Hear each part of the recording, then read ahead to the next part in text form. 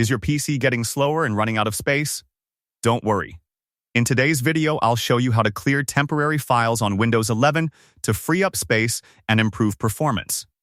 So, let's dive in. If your PC feels slow or you're running low on storage, temporary files could be the reason. These files build up over time and are no longer needed, so let's remove them quickly. First method, using settings.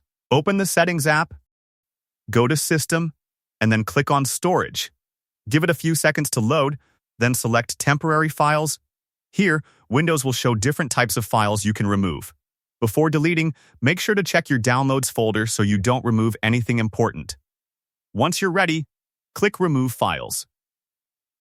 Second method, using the Run command. Press Windows key plus R on your keyboard, type %temp% and hit Enter.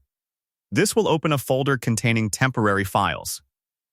Press A to select everything, then press Shift plus Delete to permanently remove them. If any file is in use, just click Skip and continue.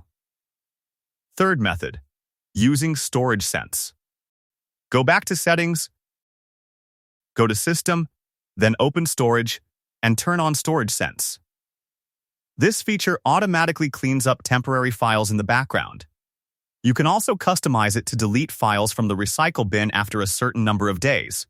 You can start it immediately by clicking the Storage Sense Now button. And that's it. Your system should now feel cleaner and faster. If you found this video helpful, don't forget to like and subscribe for more quick and useful tech tutorials. Thanks for watching.